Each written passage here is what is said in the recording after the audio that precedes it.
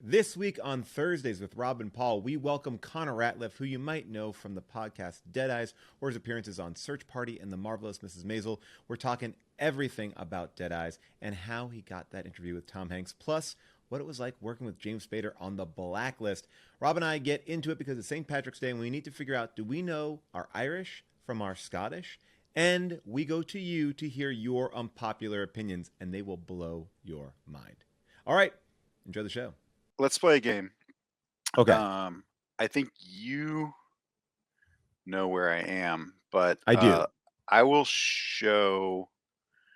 I think I'll show the view outside my apartment, and we can play guess. Guess where You are. Okay. Yeah. And before we get into it, Paul, is there like a little theme music that you could sing for this, maybe? Like for the segment? Usually for the segments, we like to have, transitions. Well, we have like bumper. I'll give you a little song. I mean, we have bumpers now, but I'll give you a song like, "Where is Rob living today?" We have this one. Where is Rob? Where is Rob? He's not here, but where is he? Where is Rob? Sorry, Paul. That's the first time I'm seeing that little bumper. Can I see that one more time? Sure. Where is Rob? Where is Rob? He's not here, but where is he? Where is Rob? Right. Well, a couple just, things. I'm just noticing. First thing is, not everyone in that montage is me. I'm pretty sure. Well, I don't want to get into this. I'm pretty sure most of them are you. Let me take a look one more time. All right, yeah, one more time, sure. Where is Rob? Where is Rob? He's not here, but where is he? Where is Rob? No, this keeps happening, Paul. You keep editing these segments. There was the one about I don't shit my pants or something like that. Yeah. I mean, Rob Hubel definitely doesn't shit his pants. So, I mean, that one, and there was one that came in last week. Emmy-nominated actor Rob Hubel definitely doesn't pick up dog shit with his bare hands.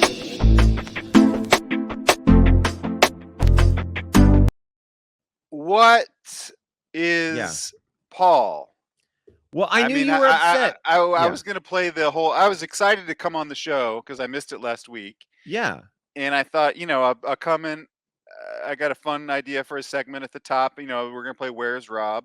And by the way, I had that from last week, so it worked out perfectly. But right away,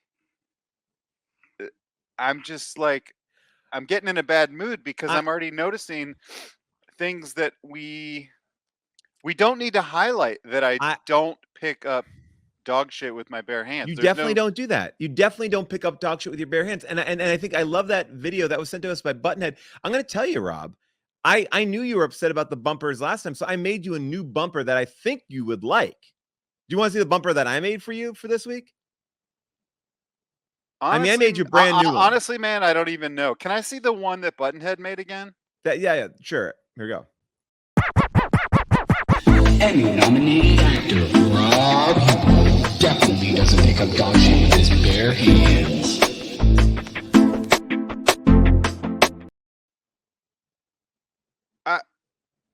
I mean, honestly, man, I don't even know where to start. Is this a thing now that people are starting to submit?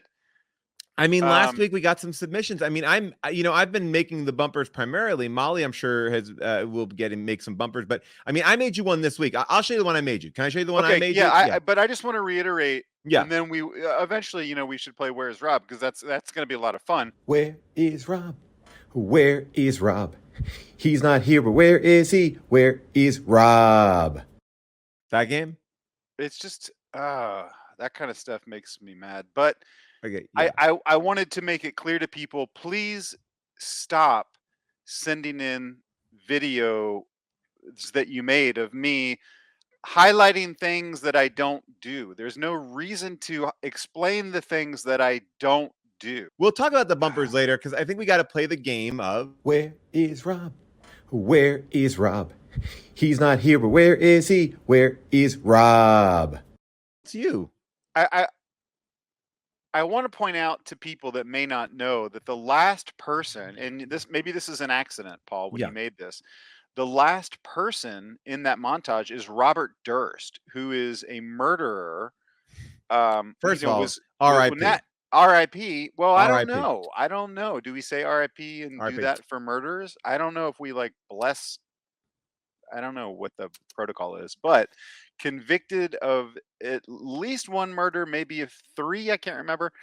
Confessed to it on the Jinx accidentally on HBO, was in jail for murder and died. Well, I mean, it's a very controversial case. I don't want to get into But politics. but Paul, that's who is in the montage.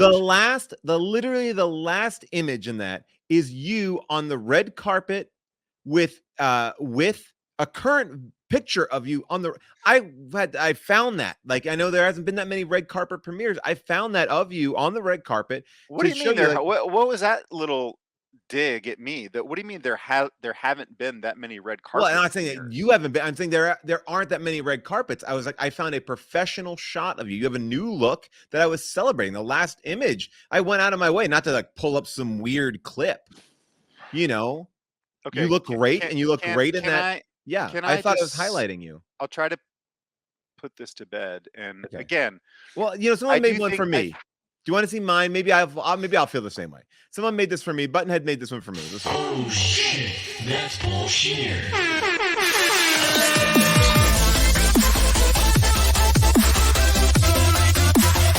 Paul Scheer, king of comedy.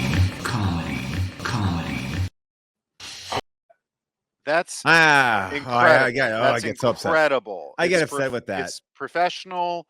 It's cool. I get upset with that. I don't like monarchy shit.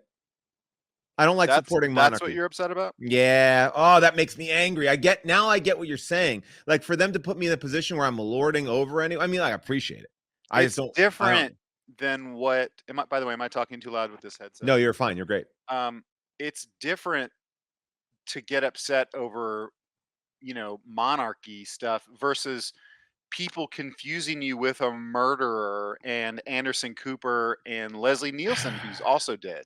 I just think we are supposed to do this brand new segment of the show. Where is Rob? You're in a swanky apartment. Take it away.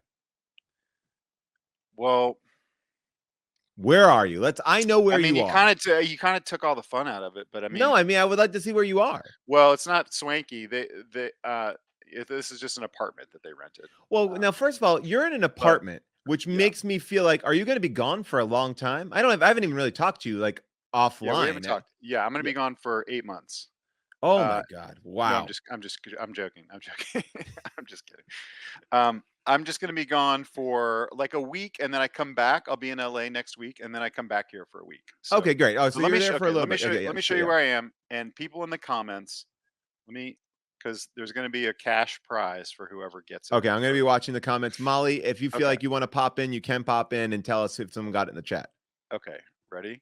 Mm-hmm. First person to guess where I am. Now. Whoa, snowy. This is my view. It looks like snow. It's not snow now, but there is typically a lot of snow here.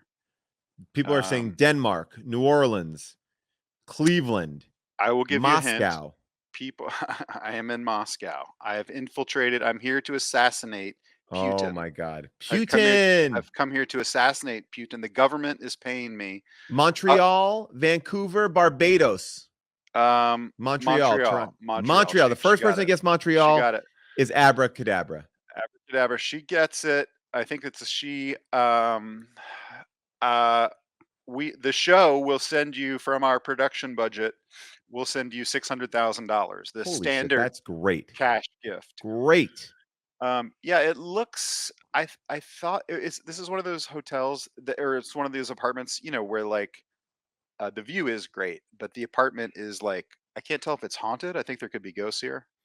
It feels like a haunted apartment. It feels like it has the exposed brick makes me feel like there are ghosts living in the walls. Have you gone to Joe Beef? No, what is that? Joe Beef is a place that many people recommended to me in Montreal. I'm going to actually send you one of the best sandwich places that I went to in Montreal because I was there while June was shooting Long Shot, and I had nothing but time to kill. And I found a bunch of really cool little spots there. Yeah, I'm right by. I'm in Old Montreal, and if That's you where were I here, was too. yeah, if you were here with your kids, did you go to that big pirate ship? There's like a pirate ship down Yes, but there it with was like, closed. yeah, it's It was closed right now closed. too. Yeah. Yeah, yeah. So But we I'm did like, go on the giant Ferris wheel. That was right yeah, outside of our apartment building. We were in the glass yeah, apartment buildings right at the edge there. okay. It is not a kid friendly place. You're not there with your children or your child. I'm not here with my children Okay. slash child. Because I found it to be uh, aggressively not kid friendly. Like we couldn't even Mm, find an indoor play place, and I was just basically bundling my children up and shoving them out in the freezing cold. They would get so cold we'd have to come back inside and then ride bikes in the hallways of our apartment building. That was so our you were here in the middle of winter. Yeah, like oof. today it was actually nice. It was like 45 outside, and people were walking around in light jackets. It was really cold yesterday. I think it's going to be cold tomorrow, I will say that I love it here. I Really. I mean, it's always when you get away from your family, you're like, "Hey, haha, I have my own I'm identity. back. I'm Rob I'm Hubel. I'm back. I'm I'm back in back, action. baby." Nap, nap, nap, nap. But no, I think the city is so beautiful, and everyone here has been really nice, so I like People it in here. Montreal are amazing. I had a great time. It was just hard to be entertaining at that point, I like can a 2-year-old and a imagine. Oh my 4-year-old. gosh. And we're in a 5 and a 7 zone now. That would even be better. Like they were Yeah. barely talking to each other. They hated each other at that point. The Schwartz's Deli is the place. I just remembered it because someone Mm, popped it up here. Schwartz's Deli. It will blow your mind. And then you have to also go get some of those Montreal bagels. You have to go bright and early, get a Montreal bagel, and they are really good. And there's a lot of argument over which is the great bagel spot. okay. But those are some good spots to hit. Yeah, DM me, people. DM me where you want me to go. I'll go there. Yeah. I've been hanging out at a coffee place called Olive and Gourmando. Did you go there? Oh yeah, baby. I was at Alvin Gourmand. I mean, I ran that city ragged. I mean, Yeah. you know what's great, and I don't know if it's sorry, this is all off air talk, but I'll say this. There's a great like Russian spa, but I guess it's more of a Swedish spa or something there. I don't even know if that's really open in the times of COVID, but it was truly a wonderful way Paul, to spend the I'm day. boycotting Russian spas. Oh, brother. I saw you making those videos where you're pouring Stoli out in the street. I poured Ciroc in the street, and someone told me has nothing to do with Russia. I just thought all vodka originated from Russia. I didn't Oh realize yeah. that Ciroc did not originate from Russia. Rob, we have a big show today. A very big Big show. First of show. all, happy St. Patrick's Day. Happy St. Uh, Patrick's Day. I know you're Irish, and yes. when I think about all of the Irish people in my life, you are one of the top 10. And I appreciate that. I appreciate that. It's March Madness Day too. I know mm, when I think about March Madness, I know that you are such a college basketball fan. You can't get you when you're like, oh my gosh, you know me, man. Auburn If it's a playing St. Mary's, Texas Tech. Oh if my it's a gosh, 2-pointer or a 3-pointer, I am there. Or, you're if it's a foul shot, uh, uh, you tell me what love foul channel, shots. and I am there. But also we're going to be talking about all this sort of stuff. Also, Connor Ratliff, you know him as the host of the podcast Dead Eyes. He's on The Marvelous Mrs. Maisel. Also been on Blacklist and Search Party.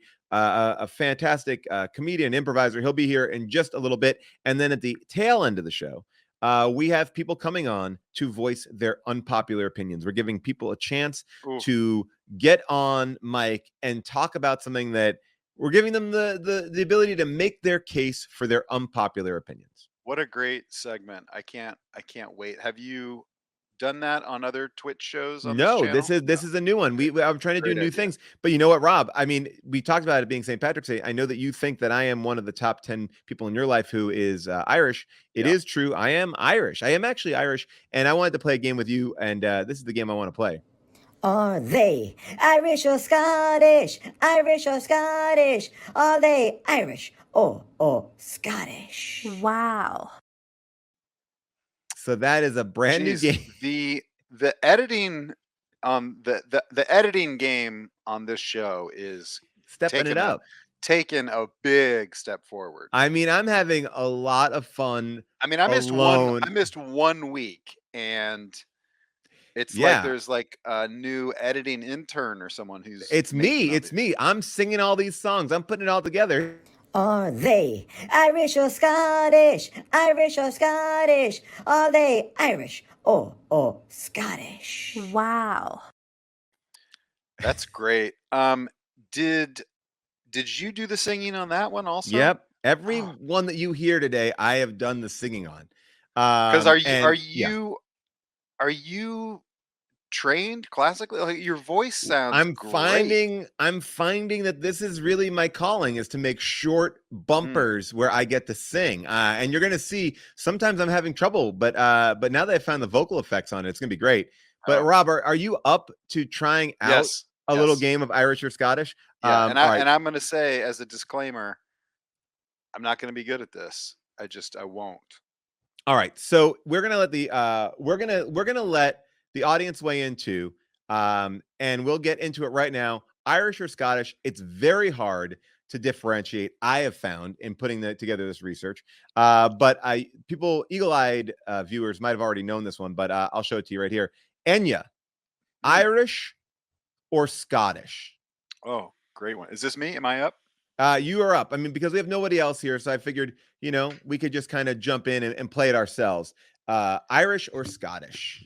Enya seems like she would be from Ireland, and I know her name is not Enya, but sure she has a name. Wait, isn't her name Enya? I don't think so. Her name has to be Enya. No, I mean, I think that's like the name of the band, right? don't think I it's could be wrong. No, there's no. Wait, hold on. Wait, there's no band. Let's solve this thing first. I think there is a band. People are saying her name is Enya Patricia Brennan. Enya Patricia. Yeah. If So it's Brennan, yeah. she must be Irish, right? All right. So let's see. Enya Patricia Brennan is, yes, she is Irish. Yes. We learned two things there: that Enya is not a band name. A lot. By the way, the way that you said it so confidently, it made me question everything. Listen, So I stand by it. I'm not positive that that's her name. That I don't think she walks around and people go, "Hi, Enya." Well, look, I think people go like, "Hi, Bernice, what's up?" And she's like, "Oh, I go by Enya now." And they go, "No. Patricia, you're Patricia, Bernice." don't use your middle name, Patricia. You're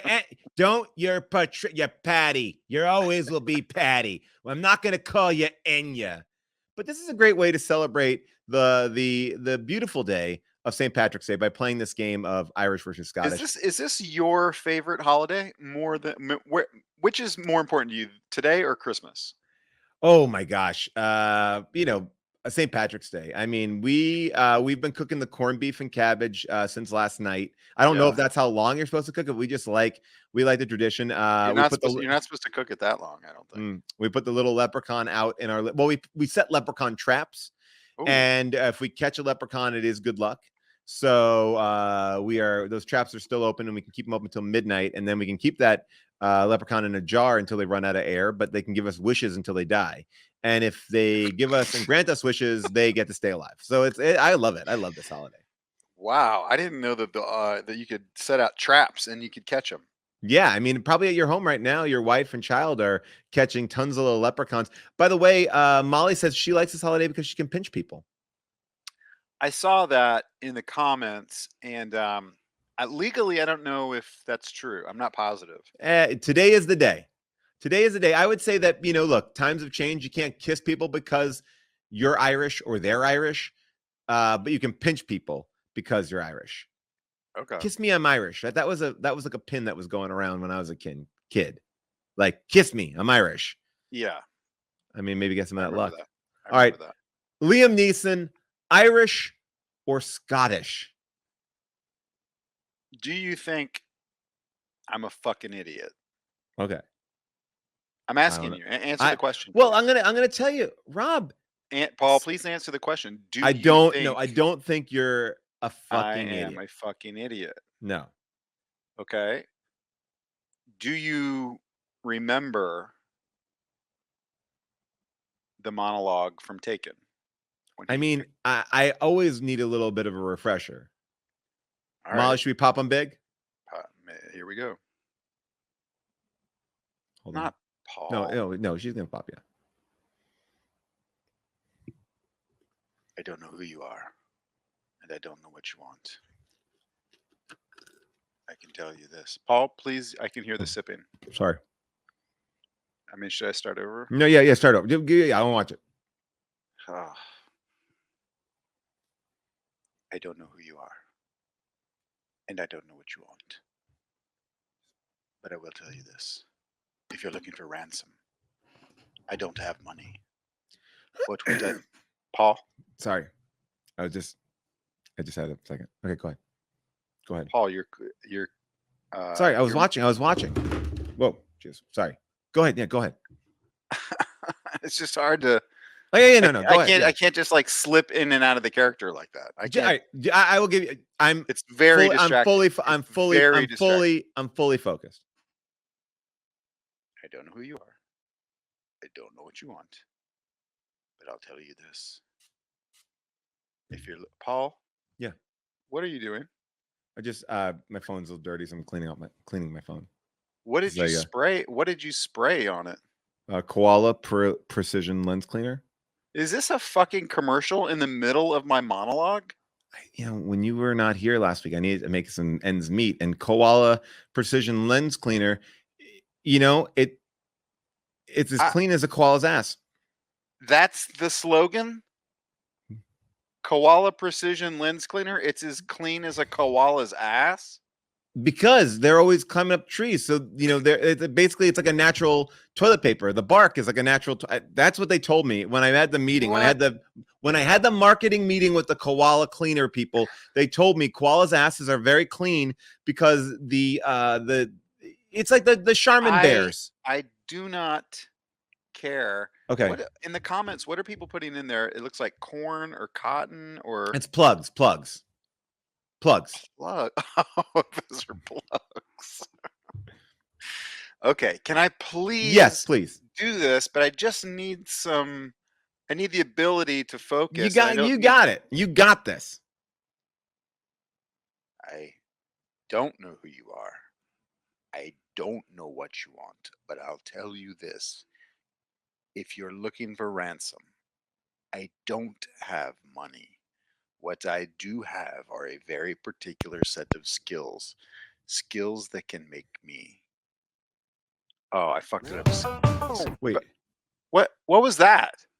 Well, what? I messed up, but you were about to mess me up. No, I wasn't. I was just getting the song ready for... I wanted to make sure that we were playing a traditional Irish music for today's show.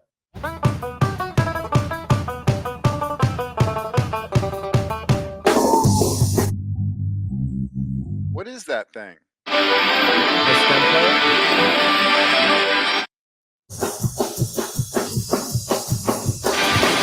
it take a life for the heck of a life to listen once again? Okay. What I do have are a very particular set of skills that can... Oh, let's get back to the game. Let me get at this. He's from Northern Ireland. Northern Ireland, you say. The answer is yes, he is Irish. Liam Neeson is Irish. 2 for 2, Rob. 2 for 2. I don't even think you have any Scottish people in here. Well, just wait until the game continues. All right, our friend. Oh boy. This guy. You know him. One of the greats in a movie called Geostorm. Also in a movie called 300. Mm-hmm. You know who this is. Yeah. You know him. You love him. Is he Irish or is he Scottish? Gerard Butler. Butler is from Scotland. Boom! 3 for 3. Good job. All right. Yes. Here we go. This is good. But now, maybe harder. Ewan McGregor. Oh. Ewan McGregor, Irish or Scottish? Let me think. Ewan McGregor's Scottish.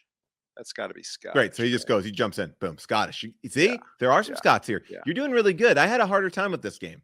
Yeah. Pierce Brosnan. I think this is a trick. I think he's British, but maybe I could be wrong. Uh, I think he is. Uh, uh, I'll Chat's having say a I'll yeah, say don't he's cheat. Scott. Yeah, I was cheating a little bit. People say he's Welsh. He Irish. yeah. He's Irish. I got you. Yeah. No. You didn't know. I'm gonna knock one off on that one. Don't give me a point for that one. Yeah, you don't get a point for that one. All right. You know her. Enya.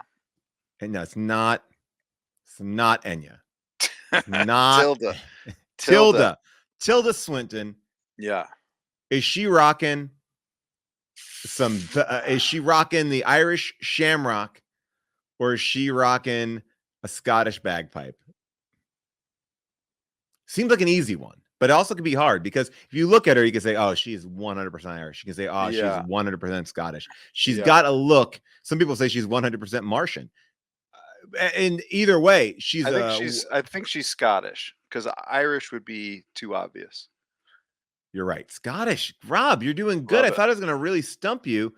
This guy, James McAvoy. McAvoy, Scottish. Wow. Scottish. You're right. Yeah. Do we have one more, Molly? Let's see. Okay. Final one. Colin Farrell. Colin is Irish. Irish. Let's see. You say Irish. What does the chat say? Boom, Irish. Wow, Rob, you went the only one that got you, Pierce Brosnan, just a little bit. Yeah. But I'm going to say for you, you killed it. Are they Irish or Scottish? Irish or Scottish? Are they Irish or Scottish? Wow. I'm trying to Google my taken monologue. I got to get that. Now I'm so mad at you. I'm still mad. I mean, I was just, I was yeah. performing. I was really trying to get in the zone, and you just kept talking. I didn't mean to distract you. I mean, we're trying to celebrate so many things here today, because they're Okay. like, now I just got to read it to you. I don't know who you are. I don't know. Well, don't read it like that. If you're going to do the monologue, do the monologue. Okay, but I'm worried that you're going to try to fuck me over again. All right. I'm not going to. Believe me, the last thing that I want to do to you is mess up this monologue, because I know how important it is for you to have like this monologue, because I know that you were up for it. Okay. All right. Did you actually know that it came down to Liam Neeson and I in the audition. I heard that. I auditioned first, and they said, great, we love it, we're big fans. And they said, stick around, we got a couple more people, but hang out in the waiting room. I went out in the hallway. Liam Neeson comes in. I was listening through the door. I didn't think he had as strong an audition. No, I mean, a lot of people say that's one of his worst performances, and like it's the movie is why it's successful, not because of his performance. That really I think a lot of people say that. Thank you for saying that, because obviously they went with him, and it's just a different thing. I would have done. Do your thing. Do it. I want to hear it. Here's the way I would have done it. Yeah, you would be like, I don't know. I don't know who you are, and I don't know what you want. I don't know what you want. But if you are looking for ransom, Paul. Yeah, I'm just into it. It's me. I'm doing it. Okay, got it. I can start. I can tell you. I can tell you. I don't have money, but what I do have are a very. There's no but. What I do have are a very particular set of skills. Skills I've acquired over a very long career. Skills that make me a nightmare for people like you. If you let my daughter go now, that'll be the end of it. I will not look for you. I will not pursue you. But if you don't, I will look for you. And I will kill you. Fuck. What?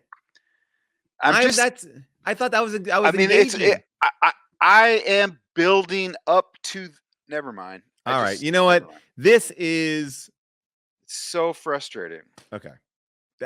I had a great time. Why? I feel like sorry. So sorry. So sorry. It's just, I missed a week because I was on vacation with the grandparents, and I was really looking forward to coming back. How old And are your since grandkids? I don't have grandkids, Oh. What? Paul, I don't have grandkids. Oh. I was with with my child's grandparents. Oh. How old do you think I am? Hey, look, there's young grandparents nowadays. But I you know know- I know a 32-year-old grandparent. But you know that I'm not Leslie Nielsen. I do know that. I know that because you told me that on the show. But I'm going to tell you what I don't know. I don't know how these kids are growing up nowadays. You never know. I don't know if your daughter is married and has kids of her own yet. I mean, I haven't seen her in almost like 2.5 years. No, Paul, my daughter is 5, so she's not married. And I'm not putting those judgments on you. I'm not labeling. it's not about labeling or judgments. Okay. Molly says in the chat, babies having babies these days. Yeah, babies having babies. True. That is true, but not actual babies. I think that expression means that. What does it mean? It's just young people having babies, not actual babies. It's like, teenagers having babies. Our first guest on today's program is a fantastic actor, comedian, an improviser. You might have seen him in New York at UCB or LA at UCB. He's the host of the very popular Deadeyes podcast. He's been on the hit show, The Marvelous Mrs. Maisel, as well as Search Party and Blacklist. Please welcome, and he's got his own bumper. Please welcome our first guest. His name is Colin Ratliff. Boom. Yeah. It's a good bumper. That's got a some great bumpers bumper. now. These are That's great great. bumpers. Everyone gets a good one but me, Connor. You saw that. Oh, first of all, I just want to say I'm so excited to be here. I was watching, do you guys get MeTV? What's MeTV? They show like old TV shows. And Oh, wow. I was watching an old episode of The Fugitive, the show that was the inspiration for the Harrison Ford movie. Yeah. Yeah. And it was an episode from like 1964. And Leslie, you were in one of the episodes. This is great. This is embarrassing.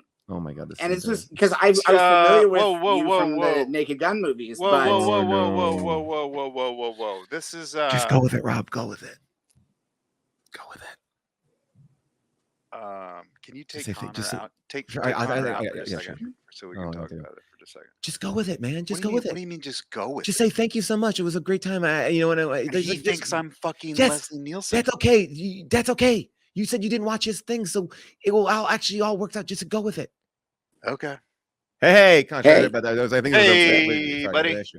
Yeah, thanks so much, man. I'm really glad that you like The Fugitive. I had a great time making it. yeah, I mean, it was strange just because I'm mostly familiar with your comedy work, but it was just like straight drama, like no jokes at all, and you were great in it. Oh, Who I directed really that episode, Rob? I mean, who directed that episode, Leslie? I'm not sure, I don't know who, because with TV directors back No, then. yeah. Yeah. I mean, but maybe Leslie remembers. Can we take Connor sure, out yeah, again? yeah, sure, Just yeah. take him out. Take him out. Sorry, Paul. I called you Rob. I know. I meant to call you Leslie, and I called you Rob. What Sorry. are you doing? You put me up to this. I'm trying to pretend to be Leslie Nielsen. I can't get into character if you're going to start calling me by my real name. My fault. My fault. I'm popping back in. Director's Sorry about name that. is, I looked at it, it's James Goldstone. Leslie, you must have some crazy stories from set, right? Oh, Goldstone, that old so-and-so. Yeah, well, let me tell you about Goldstone. He liked the drink, if you know what I mean. Oh, yeah. Yeah. Well, let's not make fun of somebody who's not here to defend themselves. I mean, call somebody out for being Right. addicted to something is kind of in poor taste. Yeah.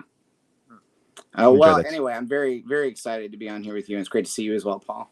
Great to see Connor. I'm so excited that you're here. I want to talk about. I'm also Paul. I just want to Yeah. say, Connor, I'm also excited that you're here. Oh, thank you. I talked about your show last week because you have a podcast called Deadeyes, and I'm just going to set up some of it. You can fill in the blanks here as well.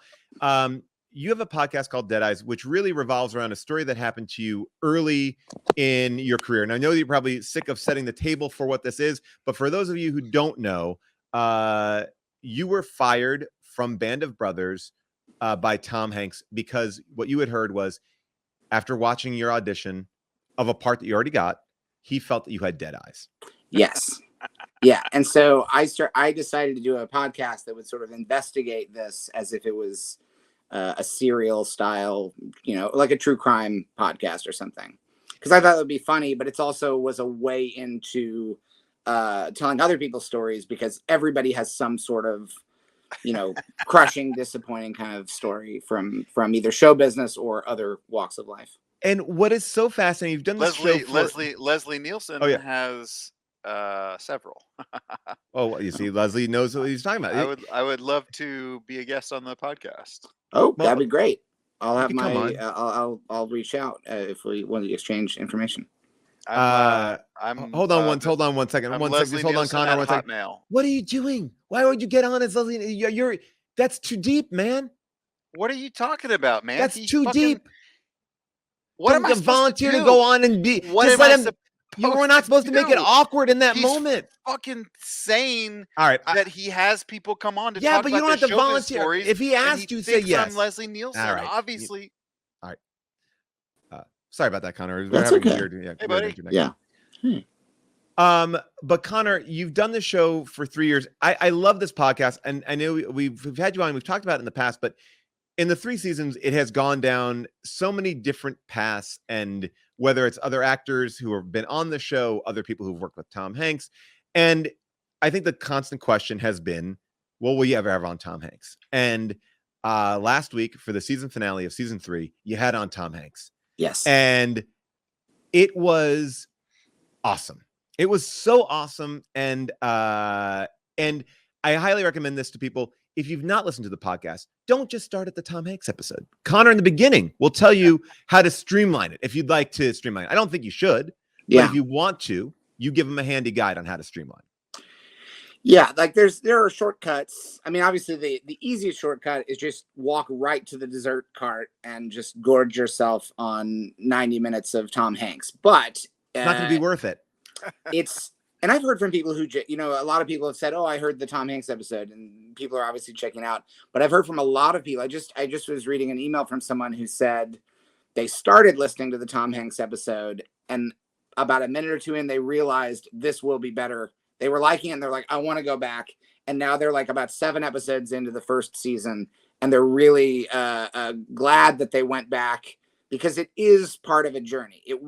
There are a lot of callbacks in the conversation with Tom Hanks, that are satisfying.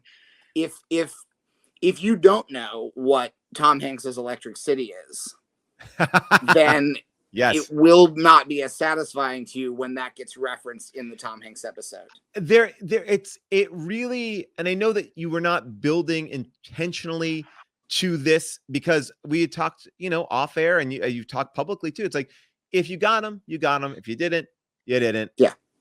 And the show could exist without him, because it really is about this universal thing about the hoops that we jump through, the failures that define us, the things that stick with us. But like a magician, you pulled off this ending that I just, and we'll talk about other things. I'm just want to say, but that you pulled off this ending that was truly so fulfilling, so magical. And it just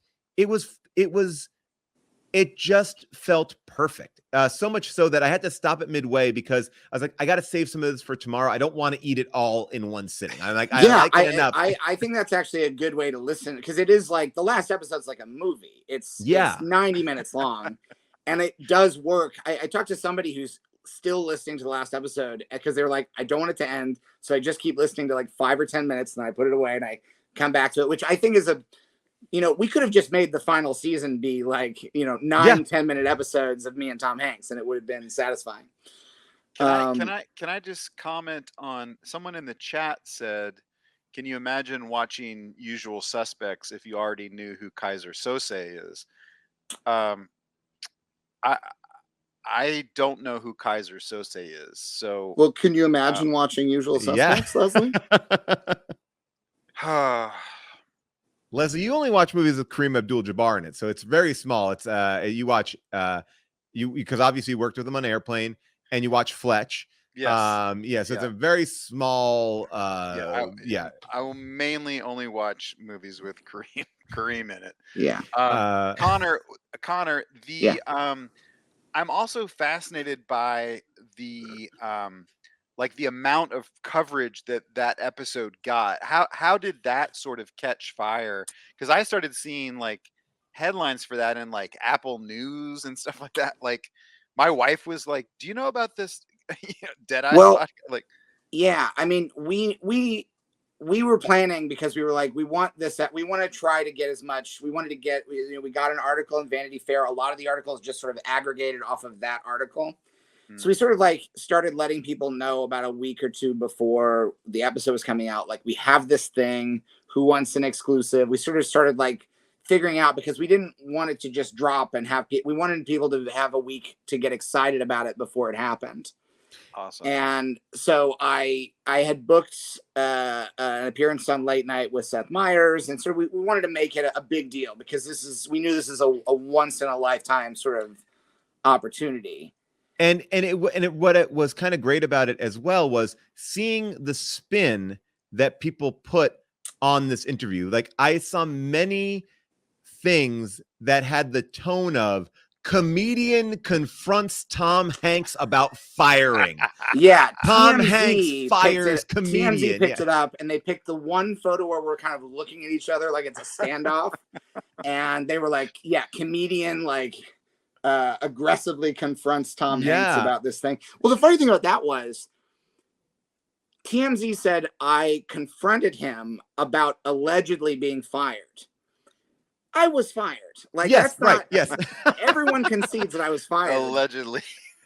Allegedly, it was a confrontation. I don't think anyone would listen to this episode and think this sounds like a real confrontation. No, I mean, it's a posed picture too. By the way, that is a picture that was taken in the lobby of the place where you did the podcast. It wasn't like on the street. It's not like Tom Hanks is a character on set. It's like it is just a in-between moment between a posed picture. I mean, it didn't even look that confrontational to me, honestly. Yeah, and it wasn't confrontational. We were laughing from the moment we met. It was very fun. Which I knew it would be, and I've been doing the podcast long enough that I'm a professional at doing this. Lord knows he's one of the all-time great talk show guests. He is there. You don't get a more consummate professional talk show guest. This guy's a Letterman top 5 guest. You know what I mean? Yes. Yeah. And this is the guy from, if you go back and watch his very first Letterman appearance, which is on YouTube, from the get-go, this guy was like a Hall of Famer as far as talk show guests. But also, if you listen to it, and this has been one of the nicest things that people have commented on, this isn't a normal interview for him. Like, he really commits to the kind of conversations that I've been having on the podcast. He doesn't hold back. Like, he's very honest about everything. Like, he doesn't dodge anything. Yeah. It's really interesting because he's very open about, like, he hasn't been on this journey with you. So it's kind of interesting because you're walking him through it. And I think almost probably he's better for it, not having listened to everything building up, because you're able to present to him and he's asking you questions. And this is where the culmination of these 3 years have kind of paid off, because you're going over well-researched territory, right? And you've talked to so many people, so you can almost speak to it from every vantage point at this point. And I feel like he's also engaging in that, like, oh wow, you did, like, it's so rich in that way, but he's also kind of finding out for the first time. I mean, besides the headline of the Dead Eyes. It's also interesting because one thing that's been really fun is unintentionally, as the story sort of snowballs, I'm under no delusions as to why it became a story that caught fire. It's because it's Tom Hanks. So any story about Tom Hanks that has even a little bit of excitement to it, everyone wants to hear about it. The really funny thing is how unintentionally so many media outlets have played the perfect game response to the situation, which is like Kona Radcliffe meets Tom Hanks. Like, my name has been misspelled in like half of the articles, sometimes within the same article. Page 6 had an article, and they went through every variation to the point where I'm like, I wonder if they're in on the joke, which is just that, like, I am basically an obscure improv performer. Well, but this is my question I wanted to ask you, Connor, and I don't know if this is the actor in me, Mhm. but I also am trying to think about the world in which Tom Hanks. This is what I imagine, and he says on the show that his son and his daughter both told him about the show. But I also imagine there are other people in his life, probably part of his production company or team, who also probably have heard the episodes and are like, yes, you should go on. This is going to be good, right? Like, and the show is good. But also knowing he's not listening to all 3 seasons, is there a part of you that wants to tell him, but I actually am acting and I'm actually successful, and this is not just the only thing I do? Are you holding that back? Because there's a part of me that I was like, but she knows that you also are out and about working, right? Yes. There was a point and it didn't make it into the episode because there were we edited a couple of it's mostly unedited, but there are a few parts where just for repetition or just for clarity, we would lose a few bits. And there was one part where I said, I was showing him my headshot and I said, obviously I didn't have the beard back. I had a big beard when I met him. And I said, obviously I didn't have this big beard back then, but I actually can't shave it right now because I have a small part in a movie. And he said, oh, so you're working.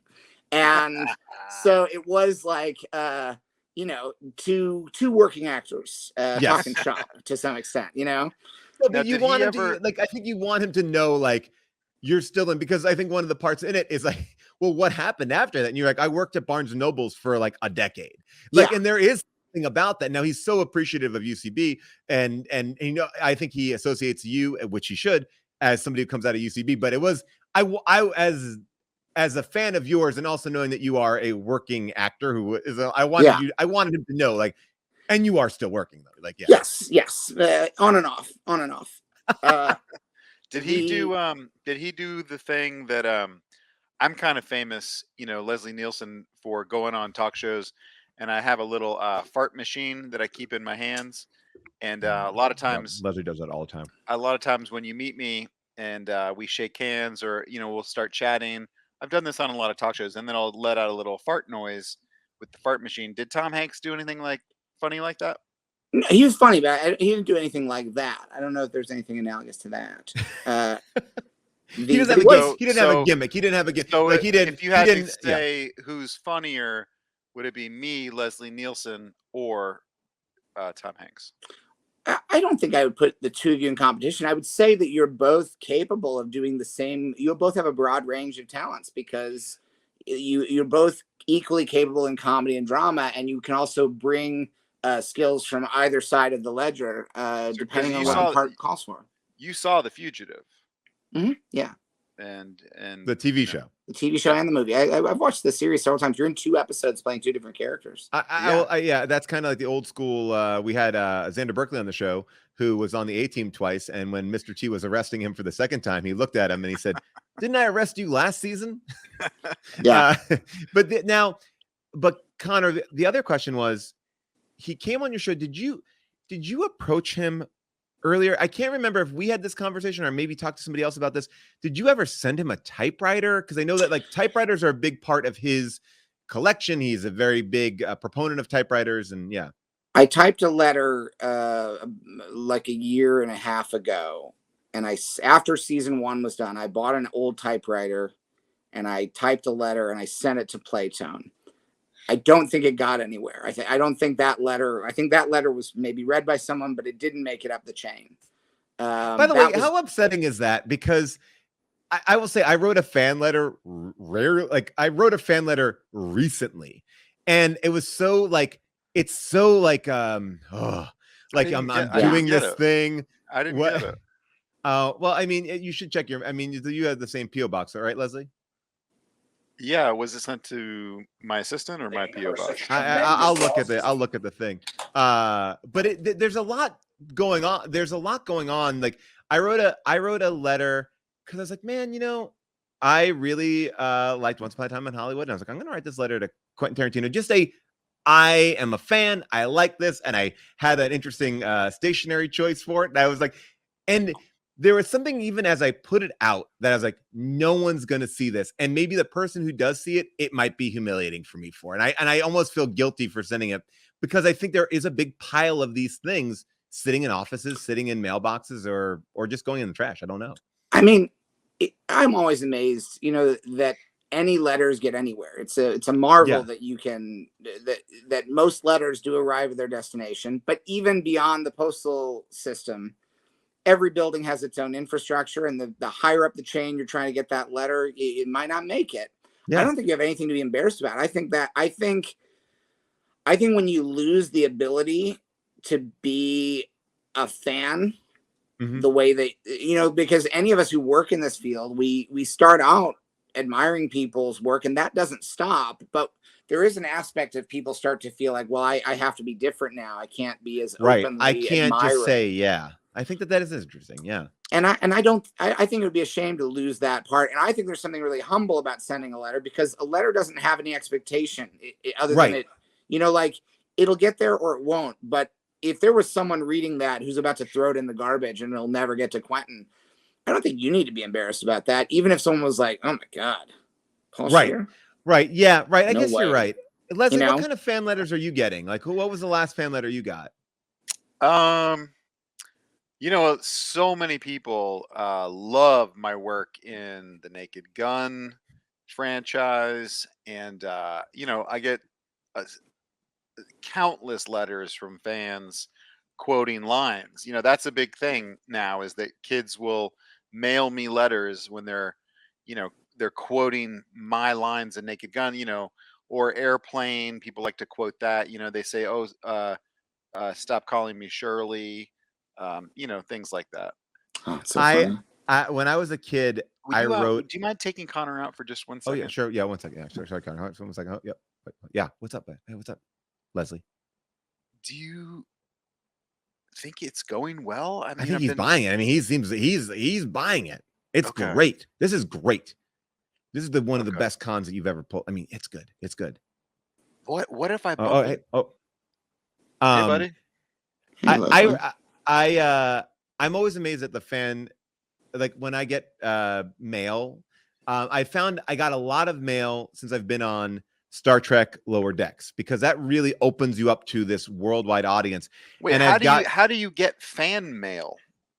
You talking about letters? Yeah, I get a lot of letters. They go to a lot. Wow. I mean, they go to a place and then they come to me. Okay. And I've signed some erotic Star Trek art of my character, and happily, but it also is like, this is not even a still from the show. This is a drawing that you've made of my character's bare bottom. And there's a pride in it, and in signing someone's erotic art of Star Trek. But I appreciate that they trusted me with that piece, and happy to sign. If I wanted to send you a letter, how would I do it? On my website, there's an address that you could send it to. Okay. PaulScheer.com. On PaulScheer.com. So you'd have to really go deep diving to find it. But I remember when I was a kid, I sent a ton of fan letters, and I had a young boy crush on this British singer called Samantha Fox, and she was like a very sex positive kind of. Molly, if you could pull up a picture of Samantha Fox, you could kind of see, I felt like I think we all know Samantha Fox. Okay, yes. So Samantha Fox, and the album was called Naughty Girls Need Love Too. Naughty Girls Need Love Too. Yeah, so this is Samantha Fox, and I think in a way to kind of connect with her, I wrote something akin to, I understand that naughty girls need love too, and I'm so happy that you are singing about that. I was trying to find a connection point. Yes, it's so true what you're saying, that naughty girls. I don't even know what I meant at that point. How old were you? Oh, young. Was this recently?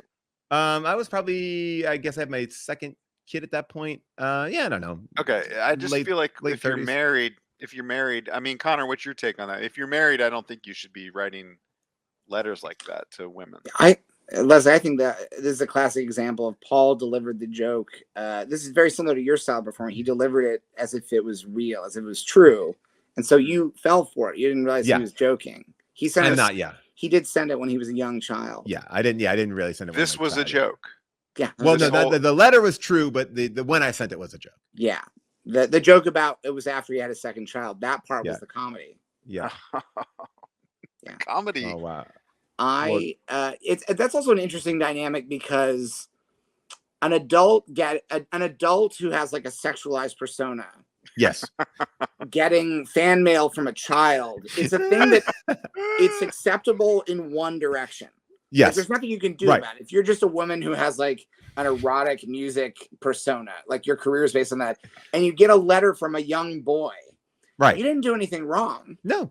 But there is something weird about it because it is just like, as long as you are appropriate in the way that you don't write a sexy letter back, Right. I don't know how you respond to it. You didn't get a response to that, I assume. She was the only one I didn't get a response from because I went on a very long autograph.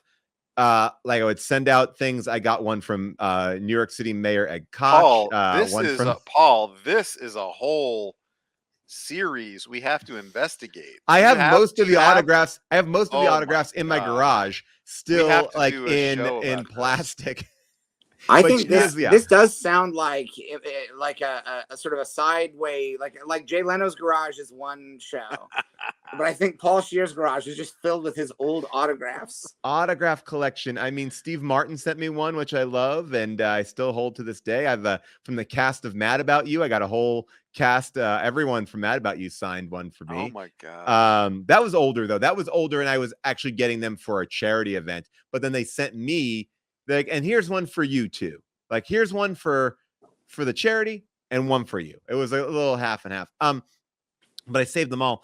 I wanted to also ask you, Connor, about this Blacklist credit because Leslie and I talk about Blacklist a lot. That's one of our.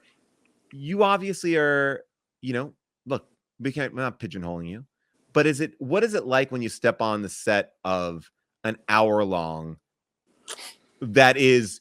Not like there's no winking in Blacklist. So then do you feel like you have to catch me up? Sorry. Connor was on Blacklist.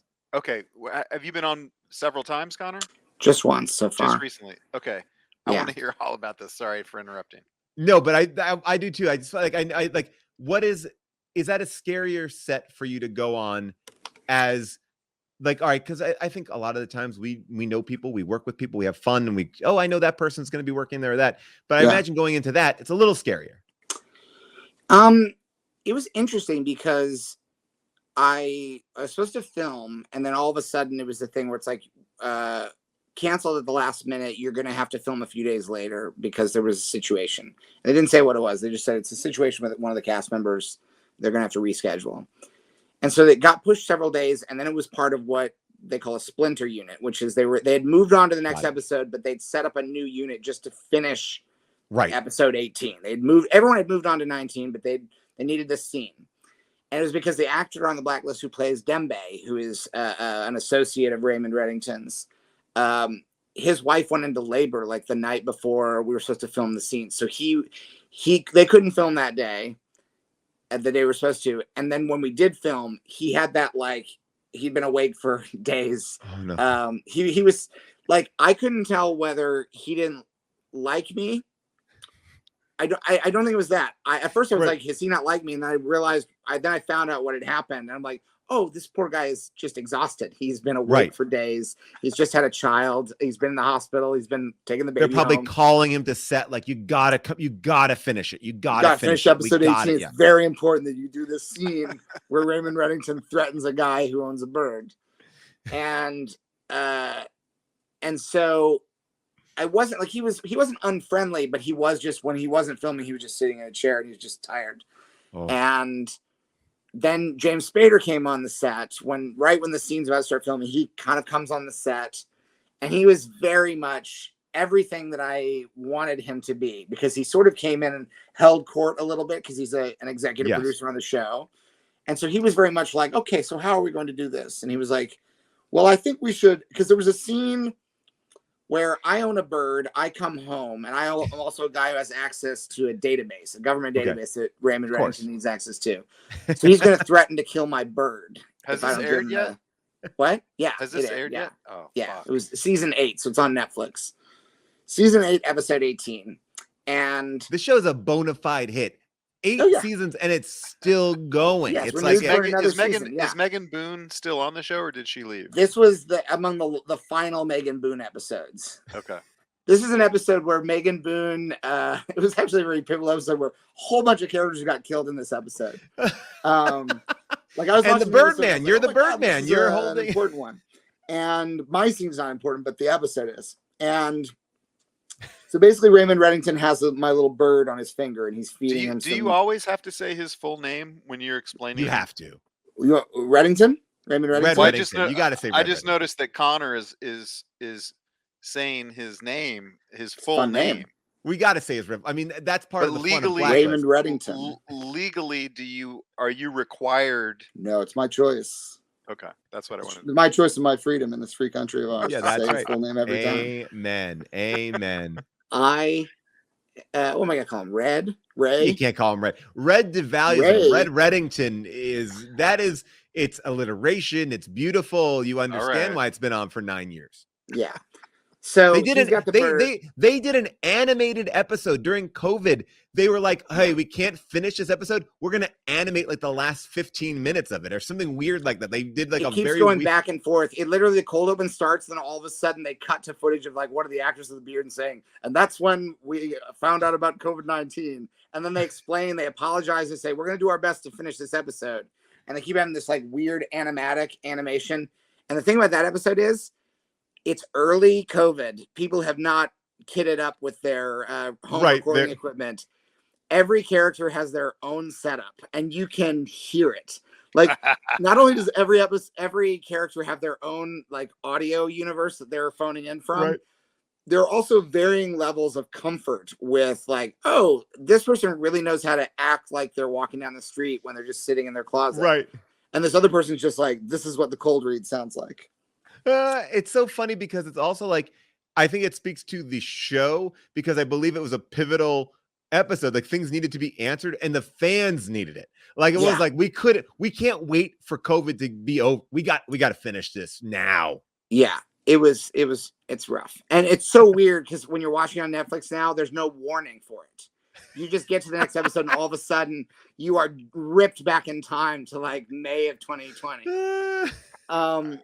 So the bird originally in the script, halfway through the script, the bird is supposed to hop from Raymond Reddington's finger onto mine. And no one had given me any like bird training. I was like, is this going to be like hard to do? And when James Spader came onto the set, the first thing he said was, I feel like I should do a little bit of this with the bird. And then I should put the bird in the cage at the top of the scene. So then we can be done with the bird business. And he made an executive decision that all of the bird stuff would be in the first couple of lines. And then maybe when I'm making the speech, I'll put the bird back in the cage. And I was so relieved because it meant I didn't have to deal with the live bird or anything. Your Spader impression is, I mean, in all seriousness, I think it's really solid. Like solid.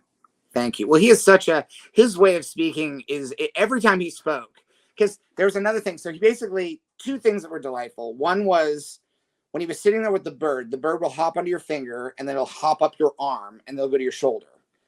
But with him, it kept going to the shoulder and then would hop right onto the top of his bald head. And he would sit there. And I was so sad that it never happened when the cameras were rolling because it was such a delightful image. The bird wanted nothing more than to be right on the top of Raymond Reddington's head. And there's nothing that kind of knocks you down a peg, lowers your status a little bit than a bird on your own head. I mean, Also, there were a few times where the bird just went crazy and flew around the room. And it was just a reminder that it's like, we don't control this bird.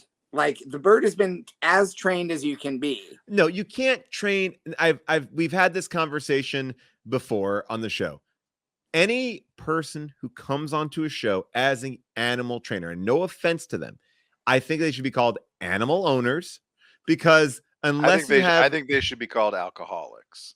Most of them, and I'm not disparaging people with drinking problems, but it's a They are very animals. specific. They are animals, and animals will do what they want. Like I remember a friend of ours telling us he was working with a bear, and they said, "Well, it's a bear." Like that's the last bit of instruction. Well, the bear should walk over here, but it's a bear. It's a bear. It's like, well, yeah. And at the end of the day, yeah, it's an animal. Like you are not that it's gonna kill you or attack you, but it is unpredictable as hell. Like that's it. That's basically what they're telling you is like, and we don't know how this will work out. Bye. Yeah, it's true. When the bird was flying around the room, you had just an entire crew of professionals who all we could do is stand there and hope that the bird only wanted to do this for a minute. Do either of you remember back when they did comedy in UC, back in the day in New York, there was Eating It at Luna Lounge. That was like the alternative comedy space. All the greats kind of went through there. And it was the hotbed of like the best comedians.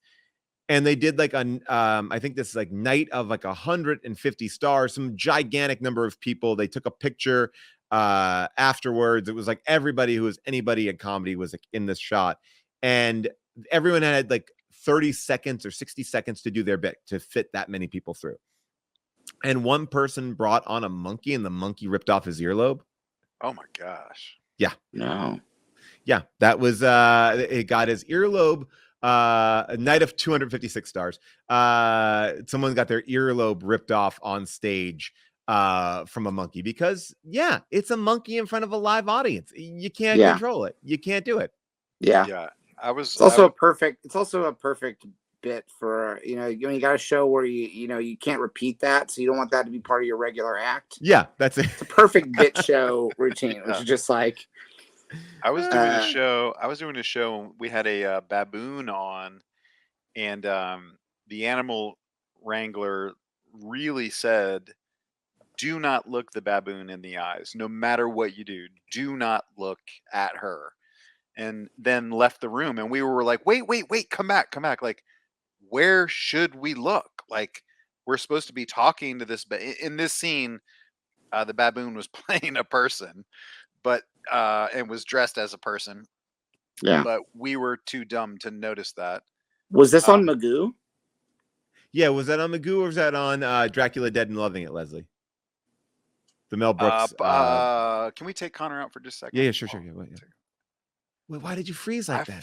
I forgot that I'm not Leslie Nielsen. You should have just gone with it. So he only thinks. I don't know what TV shows Leslie Nielsen's done. Movies. Just say it was on. It was on one of them. What did he say? Magoo. Yeah, I'm looking at it now. I googled Magoo baboon. I'm seeing the scene you're talking about. Yeah, that was the movie. Magoo. Do me a favor. Bring up if you look up Magoo baboon, the very first. Molly, can you? We're talking about animals on people's heads. Molly, can we just see you for a second, real quick? As you're pulling. All right, Molly's gonna pull up a Magoo baboon. Let's see if that will actually work. I'm so old. I don't know how to Google, but Molly's really good at it. It's great. It was definitely on Magoo. But right. So anyway, that's pretty much the gist of my story. It was just the animal wrangler said, "Don't." Look at the baboon. in the still that I'm looking at, you are looking him or her right in the eye. Well, we don't even need to get into my story anymore. I think I'm kind of done with my story. There it is. Yeah, there I am. And shout out to Alamy. One of the great photo services. Wire Image gets a lot of press, but Alamy doesn't get all the credit it deserves. Really doing some great work. So Connor, now that's when we made movies. Magoo. Oh, so many good stories. That's for another show. We're going to bring up some people for some unpopular opinions in just a bit. But Connor, you do the scene with Spader. He's a consummate professional. Do you feel? But are you nervous at any point here? Are you like where? No, I had a technical line that I flubbed it a couple of times, which it was just I tripped over the words. And he was very good about not. He was very calm about being like, it's fine, let's just take it back. He was very like, right. Didn't make me feel, but he did. There were a few moments where they were trying to film it with as many cameras at once to get this over with. So they were they were picking the angles so they could get everybody's coverage in fewer takes without ever having to like turn it around. And there was a point where he realized that the camera, he stood up during a take, and then he realized in mid take, he said, "Am I blocking his camera?" And they said, "Yes." And he said, "Okay, listen, people, we can't have that. If we're in the middle of the scene and something like that happens, stop the scene. There's no point in us going through to the end of the scene if we can't use the footage." And it happened again where there was a point where they were bringing in some lights because the actor playing Dembe was standing in front of the window, so he was very backlit. And they were like, "We need to light him differently so he's not completely washed out by the windows." And he said the same thing. He said, "If something like that happens, don't make us go through the whole scene. There's no point in us doing the entire scene if we can't if we're not capturing what we need." And he was not yelling at people. No one was in trouble, but he was just being very emphatic because they were at the beginning of what was going to be a very long day for them. They were going to do this and then go on do scenes for the next episode. Their day would keep going. Yes. And I love this idea because it's sort of like, I think people feel like, we can't interrupt the work that he's doing. He is going to be so upset. So we must protect his work. And he's like, I don't care. And he was making it clear that it's like getting the shot is what's important, not my rhythm or my, and then there was a point between the takes. He had the bird on his finger and I was standing there. We're waiting for them to get everything ready. And he looked up at me and just gave me a little wink. And I love this. And I was like, oh, okay. Like, that's pretty good. I feel like when that kind of like energy is such a like, it made you be like, I got you. Like I'm here with you. I may not be talking to you off set. I may not be, we're not exchanging numbers, but I gave you that wink and we're in good business. He was very positive, very encouraging, all within the context of doing the scene. Yeah. And it was all it was great. And he was delightful. How much money does he get paid per episode? Did you ask him?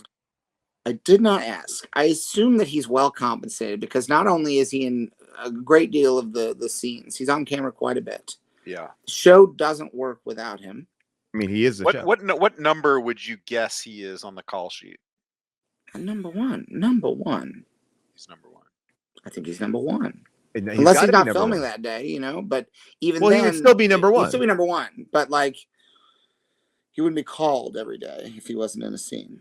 I remember, and I think again, I may have told this story on the set. On the show, there was a show called Animal Practice, and at one point, Justin Kirk. I'll set it up again and say there was a show called Animal Practice, and on that show, Justin Kirk's co-star was a monkey, amongst other humans, and I think someone thought it was funny to put the monkey, Crystal, the monkey from Hangover, as the number one person on the call sheet. because I guess after the pilot, the monkey tested higher than any character in the history of NBC, even higher than Joey on Friends. And they were like, that's our bread and butter. And I don't know if Justin Kirk ever saw it, but I know that someone stopped and was like, no. Monkey cannot be number one on the call. We cannot make a monkey. Cannot. No, I mean, because at that point, is this how much he makes, Molly? Is that what we're looking at here? Can we blow that up? 300,000. 300,000 per episode. Per ep. That seems low. Maybe it's not. Maybe it's not. Yeah. He's worth it. He's not. Yeah. Maybe that. I mean, that may just be for. Yeah. Maybe that's not low. I don't know. It seems like at this point, 8 years of doing an hour long. Yeah. We'll see. I mean, who knows? That could be wrong. And that could just be what he's getting paid as an actor. He might have points. He back might have end. Yeah. He might. Yeah. He might make probably he's a producer. I'm sure the action. Yeah. He's a producer. He gets a production fee. Connor, thank you for being on here. I know we've taken. You got it to meet Leslie Nielsen, the great actor. If you have any questions for him, I know we've been able to talk to him a little bit, but feel free to ask. We don't have to do questions. I don't think. All right. I feel like the work with Leslie, the work really speaks for itself. The work is the answer to any question. Thank you. Well, I will say this: Dead Eyes podcast available wherever you get your podcast. Do not skip to the end; it will just not be as fulfilling. I guarantee you that.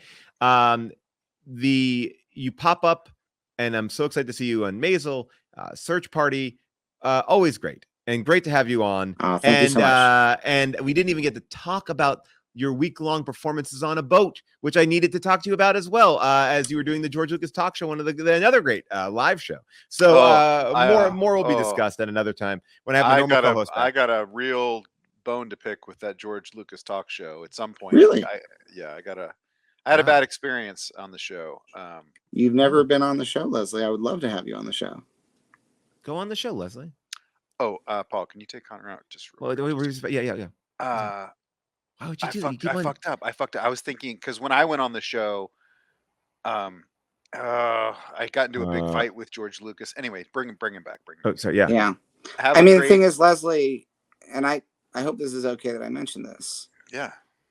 We would love to have you on the show, but you'd have to be a Force ghost because you passed away 12 years ago. Oh no! Oh god damn it! He figured it out.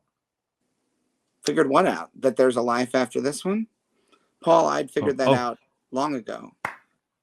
Okay. Yes, you did, and that's ghosts are real, which we ghosts all know. are real, and who could be more real than the ghost of Leslie Nielsen? It's such an honor to make contact with you this way. Wow, this is a beautiful. Come haunt our show anytime, sir. I'm a fan, and I'm so glad to meet you in person. Wow, amazing. Thank you. It in person? If are you a person? Is that how it works? If you have any, it's weird to me that you don't have any questions about the afterlife. I don't want to know. I don't want to be spoiled for it. It's like my podcast. It's better if you wait until you're actually there. You know, makes it worthwhile. Can I tell you one thing about the afterlife? Okay, yeah, one thing. Oh, I thought it might be like that. Yeah. Wow. All right. People have hyped it up too much. A little boring. All right. Yeah. Boring. Wow. Well, yeah. All right. Well, I'll take it, Connor. Yeah. It has been a pleasure to have you on. I'm going to play you out with your intro. Please welcome our first guest. His name is Connor Ratliff. There he is, Connor. What? I love that guy. He's such a great, smart, awesome such a funny dude, and I just really felt hamstrung the whole interview because I was in my head, that he thought that I was Leslie Nielsen since I have gray hair now. Well, I think Rob, honestly, you made his day, and sometimes it's about just sucking it up and going with it. He jumped in bold, very casual about talking to a ghost. But he has that energy. It's a very mellow energy. He's not going to put you on the spot. Yeah. Are we going to jump right into these unpopular opinions? I mean, I'm getting excited. Are you okay? Because we can. Molly's ready to go. I don't know if you could stay. So if you could stay for some unpopular opinions, I can stay for a little bit because these are people that you, producer Molly has vetted. Molly's going to set them all up, but let's maybe play the bumper to get people excited. These are people from our Discord. You could jump into our Discord anytime. It's free. It's an amazing community run by amazing moderators that are constantly just A++ in every way. I'm so thankful for them, and the show is thankful for them. And but these are people that Molly has pulled together today for unpopular opinions, and here we go. Everybody likes it. Yeah, you see, everybody but me. I don't know if it's them or me. It's my unpopular opinion to be. Whoa. That was the voice of Angel right there. Yeah, right? Who was that? Rob, that was me. That was me. Want to hear it again? Everybody likes it. Yeah, you see, everybody but me. I don't know if it's them or me. It's my unpopular opinion to be. The lyrics are a little confusing, but it's... I was having trouble with rhyming me. Yeah. No, it's great. It's really great. All right. Well, I'm just really impressed with the production value on the show. I mean, since I've been gone, there it is. Molly, let's see what you got here. Pop on in if you'd like. You don't have to. Oh, Hi. See, there, Molly's got an animal on her head right there. I don't know this is a little homage to our first person with their unpopular opinion. Ooh, okay. This is my favorite / least favorite unpopular opinion. Let's go to Dan. Dan, okay. What's your unpopular opinion? Hey guys, so I don't like pets. I don't want to ever have a pet. I've had pets. I grew up with a dog and a cat. And in fact, when I got married, my wife had 2 dogs, and they've since passed. And I had no hand in that. She is very She knows. Wait, why would but you I don't even like pets. bring up that you did not have a hand in their passing? The same way that we bring up that there's nothing weird on your taxes. It's just an Sus, Rob, exactly. it's sus. This is very sus. He doesn't like pets. The pets mysteriously died. I'm putting Not mysteriously. Well, let me get yeah. Okay, It seems like, and I forgot your name. Sorry, what's your name again? Dan. Dan, did something happen? Were you bitten by a dog? Well, I want to just say one thing first to Dan. I'm sorry, and then I just want to say, Dan, you understood the assignment. You did this right. This is a very unpopular opinion. This is a hard one to admit publicly. And of course, people are going to freak out. So I just want you to know, I appreciate how honest and candid you are just for coming on and saying something that I'm going to guarantee most people will hate.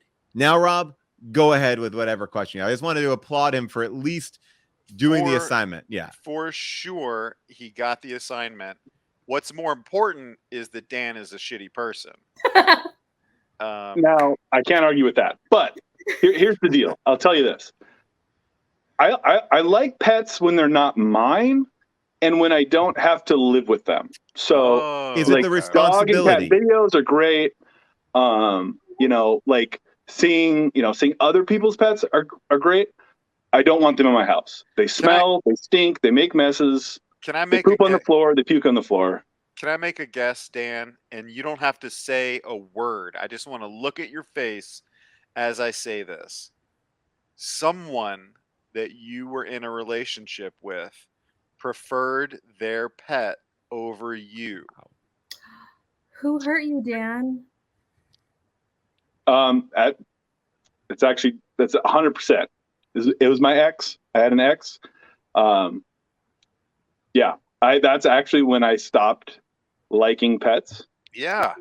Okay. Yeah. Are we being serious, Dan? Are you being serious? I am being serious. I wouldn't say she chose the pet over me. But she made a big deal over her cat or her dog, and because that is weird and can be troubling. I get that.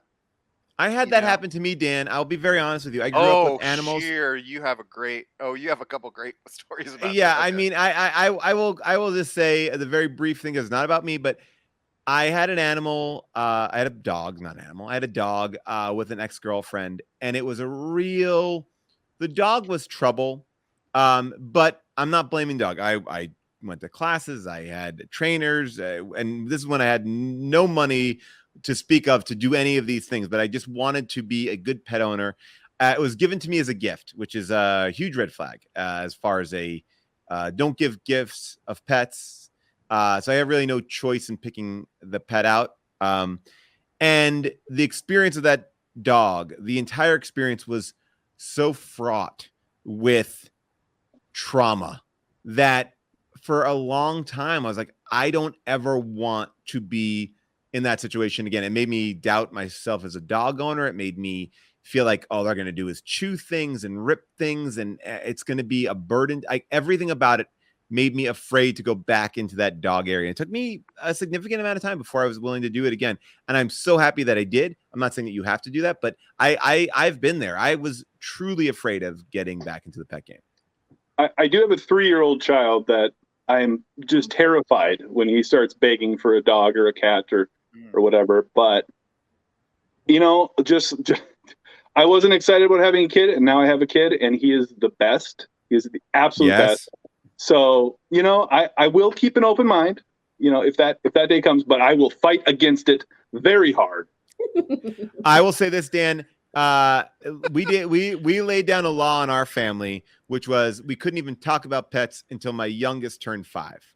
No talking about pets. Well, we could talk about pets. We couldn't talk about we couldn't talk about it in a way where it's like, should we go look at a pet? We could talk about what we wanted and everything like that. I think that's you have some time. But Dan, yeah. can I ask, and then we'll let you go, Dan? Sure. Are there some pets that would be easier for you to tolerate, like a low maintenance pet, like a fish or a bird. You By know, the way, there's some fish that are not low gross. maintenance. Fish are a fucking pain in the ass. And you know what? God bless everyone who's able to care for a fish. I have done the fish game here with my kids multiple times. It stressed me out. I'm cleaning water. I at a certain point I had to bring someone over to my house. I'm like, why is the water like this? I'm washing it. I'm doing things. I got hoses. I'm cleaning poop out. I was doing everything, and it was so like the dog is easier than the fish. Now the fish was easier to flush down the toilet, but the dog has never been flushed down the toilet. But Paul, you only flush dead fish down the toilet, to be clear. Yeah. Oh God. That we know of. Yeah. All right. Sorry, Dan. So what's your take on that? Easier pets. Yeah. Still a threat. Yeah. I don't know. I mean, I can't get over the hair and the stink and the puke and the poop. That's it. So fish seems actually somewhat enticing because it's a contained. At least it's contained, and it's not just you step in it. I hate stepping in poop, and I'm scarred for life on the stepping in poop. I will tell you this. That's not a normal thing. My dog has never pooped in the house. No, even the yard. Oh, okay. I've stepped in yard poop. I don't like walking outdoors with my shoes off because I'm afraid of stepping in poop. Well, just so Dan, is your love language? Your love language is not touch. I'm taking it, right? Oh, absolutely not. Okay, then that makes sense because why would you want to fish? You can't play with it. What is your love language, Dan? Yeah, what's your love language, Dan? Gifts. Being alone? I have no idea. Interesting. I'll have to ask my wife that one. I'll have to ask her. Boy. All right. If you can get your wife on here, we'll talk about your love language. I appreciate you out here. I think it's a bold unpopular opinion. That was a great unpopular opinion, Dan. Great. Dan kicked us off great. Thank you. We don't have to change your mind. We want to hear it. Thank you, Dan. And you know what? I mean, I think Dan kicked it off great. Everybody likes it. Yeah, you see, everybody but me. I don't know if it's them or me. It's my unpopular opinion to be. Is the because again, I skipped the production meeting. Yeah. Are we trying to talk them out of their position, or we just want to hear them out? We're giving them a soapbox, and we're going to talk, and we're going to see what the chat says. And I think we're doing a great job. We're giving a chance for people to. I feel like unpopular opinions are things that we carry with us, a burden in our lives. Like I can't say this out loud. People will yell at me. We're going to give them a safe space, but maybe like what you did, Rob. You analyzed that beautifully. That was Dr. Well, Phil I didn't mean to Dr. Phil him, but can I ask this, Molly? Is everyone that comes on here going to be a shitty human? No. And I'm going to pop off. I just wanted to confront Dan, and I will say I think he was very brave. Oh yeah. I'm joking. I don't think Dan's a shitty person. No, he's wrong. He's completely. But are there going to be like murder? Have you booked murderers that come on and they go, "Hey, I like murder"? If they are murderers, that's not what they're sharing tonight. Well, okay. Molly, I would like you are more than welcome to stay around because you know these people, but pop in, pop out, whatever you want to do. I forgot your dog's name. Birdie. Yeah, Birdie. We love Birdie. My little Birdie. Okay, so I'm gonna pop us over to Grass Puddle. I'm very interested to hear what they have to say. Okay. Hey guys. Hopefully hey, what's up? Yeah, we got you. Awesome. I'm using a cheap Chinese webcam, so hopefully you can hear me and everything. Okay. Let's not get into the. Okay, keep going. Yeah. Right. Let's go straight to the point, right? Yeah. All right. Recycling is bad for us. We should not be recycling. Okay. Interesting. This is actually really interesting because I actually think. What's your name again? I'm sorry. Oh, I'm sorry. I'm Jason. Jason, this is actually a really good point because I think there's a lot made about recycling, but that is like 1%. Like if everyone recycled, it's such a small dent in what we would really need to do, but it's built up as if it is our responsibility when it really is big corporate responsibility. Like that is something that is totally coming to light. And if you look at certain ways that people recycle in different towns, they just mix it all together anyway. It's a placebo effect. Like, don't you feel good? Exactly. But so Jason, can I clarify? Is it that you really the problem is with the recycling process? Things that are not actually be if everything that we put in the recycling bin was recycled and made into new things, that would be amazing, correct? But like the actual truth is that such a small percentage of the shit we put in recycling is actually recycled. And to Paul's point, why is it on us, the consumer, when these huge companies are cranking out petroleum-based plastics that will never go away because it's easier packaging for them and it's cheaper for them? Even if you say ideally everything is recycled 100%, we still use more energy to recycle those than we are creating things from the raw materials. Wow. Yeah, we really need to be like addressing our corporations and getting them to take these safety measures or these recycling measures or conservation measures. I will say that, it is this idea that I think people feel good when they do it. But when you see that some stuff isn't even recycled at all, or this idea that something can be recycled indefinitely. Yeah, it's a really interesting thing, but it's a hard thing.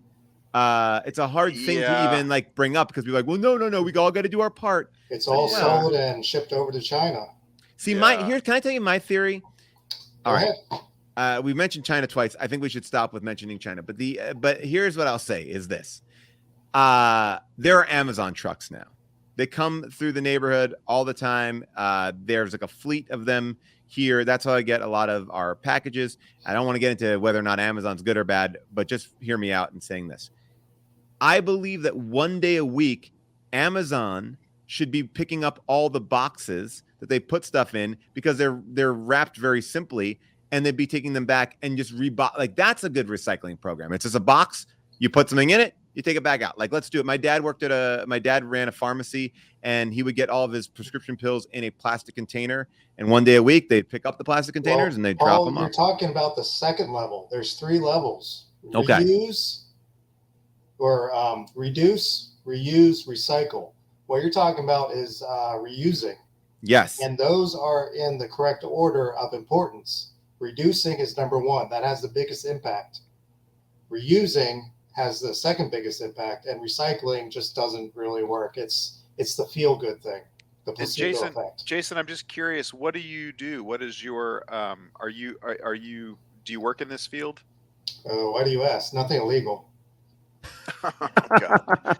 And see, I believe him because he stated it right at the top. Nothing illegal. Now we know it's all nothing illegal. All right. I was just reading that.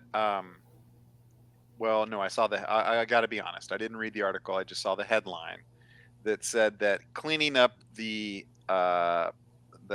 garbage patch in the ocean is worse than just leaving it there at this point, for the same reasons. The amount of energy and stirring up that soup, trying to get it out, is just spreading the like little microplastics through the rather than just let it fucking sit there. It's already in our bodies. It's already everywhere. Everyone has a little bit of plastic in their bodies now. Small percentage, but we all have plastic.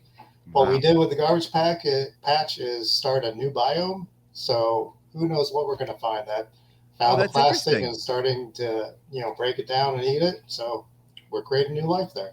Now, Jason, can we eat plastic? Apparently we can. I don't know how good it is for you.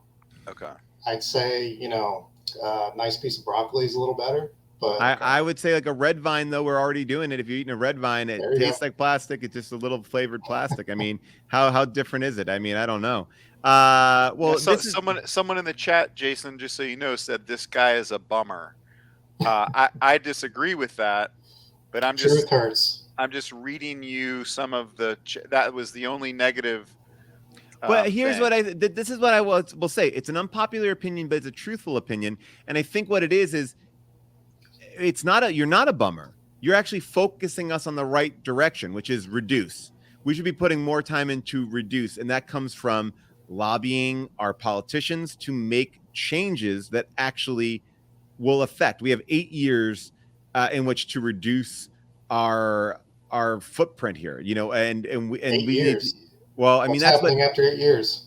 Well, it seems like that's like past the point of no return, or there is, or at least this argument that there is, that we like in the next 5 to 8 years we have this this thing. Or you disagree? Some of us will live, but I mean, yeah, the world's going to move on. Wow, look at this! All right, now that we're bringing it in, we're bringing it home with some heavy stuff, an unpopular opinion, but an opinion that I think is worth hearing. Can you leave us with what we should be doing? If you are recycling, let's say plastic bottles, always leave the caps on. Crush it, leave the cap on. Why? Because in their process, they like to fill it with water, and the caps float up, and they clear it out to the landfills. So it's pretty useless. If you leave the cap on the bottle, it gets recycled with the bottle. Wow. This is amazing. By the way, I have done some work in the climate change area. I have worked with Jane Fonda in this. And as a matter of fact, Jane Fonda, and you may disagree with this, but I'll tell everybody there that just so you know it's out there, is actually starting a pack. This is unplanned, but that is it's just janepack.com. And it is about exactly this ways of working on ways that we can kind of, didn't mean to do that. I know I have a bit for us with Clemson Tigers, but this Jane Pack is actually a really interesting thing. I'll let her explain it on her website about some of the plans that she has to reduce fossil fuels. But Jason, thank you for this unpopular opinion. Very unpopular opinion. All right. So Paul, how do we, I'm just noticing that this segment could be a real bummer for people. You know what I think, but this is a chance for us to, get into the nitty gritty. And by the way, I think that I actually do believe that recycling one is interesting. Like if you really care that much, if you were going to get that worked up about recycling, why don't you look at some other ways that you could be effective? And whether that is donating your money, donating your time, to other ways that you could really make a bigger difference. We got to move quick. We got to make bold actions. Yeah. Again, I want to recommend Jane Fonda's book, What Can I Do?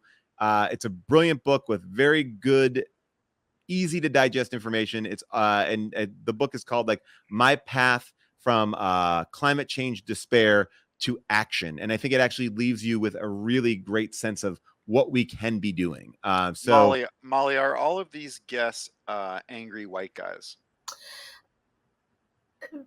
We're just gonna have to find out. Okay. All right. This next one I don't think is. This next one is also a massive bummer. I'm gonna pop out. Let's go to Fizzy. What the fuck? Wow. All right. All right, Fizzy. No, this is not going to be a massive bummer. I know what this is. Fizzy, take us away. Get in here. This is an interesting one. Go for it. Bananas are disgusting. Got it. Unpopular opinion. Bananas are disgusting. Why? Oh. I come with facts and figures. Okay. Whoa. The classic, I can hear my husband laughing downstairs. Yeah. The classic banana taste comes from a chemical called isomal acetate and smell. So immediately, like when you open a banana and that smell, that's isomal acetate, and it's like a chemical. Chemicals are bad. Okay. Well, I mean, the scent like I hate them. Like if I smell it, I get a gag reflex. It may or may not be due to the fact that I had to make isomal acetate and OChem, and it just like permeated everything. But what's again, OChem? Organic chemistry? Is the whole point of this to brag that you took organic chemistry? Yes. But this is a natural chemical. I mean, this chemical, it's not like someone's injecting bananas with a chemical. Well, so is like dihydrogen monoxide, but whatever. Oh, all right, don't drop that kind of terminology and expect me to know what you're talking about. What do you say? H2O, which is water. Okay, got it. Okay, so but this is a natural chemical. So it's not like no one's infecting our bananas, but you just don't like the way that they smell. Like, is there any food that doesn't have a chemical in it? Someone in the chat, Fizzy, said bananas are like penises. Sometimes they're great, but most of the time they're very gross. Yeah, no, they are. For sure. Like they're very fickle, which is my other one. Like you can't you have a ripe banana and then all of a sudden they're just mush and they're just like falling over and very disappointing, much like penises. Okay, well, all right, yeah. And then the other thing everybody says is, oh, don't they have potassium? A lot of other crap has potassium, as is shown here. In fact, some things have a lot more potassium per Top 3, because we can't read all of them. What are the top 3? What has more potassium? Cantaloupe. Whoa. So half of a medium cantaloupe has 680 milligrams of. Name one other thing. Dates, avocados, raisins, apricots. Those are all have higher potassium count than bananas. Are you serious? Yeah, potatoes, squash, tomatoes, spinach. How much potassium do I really need? Like, what does potassium do for my body?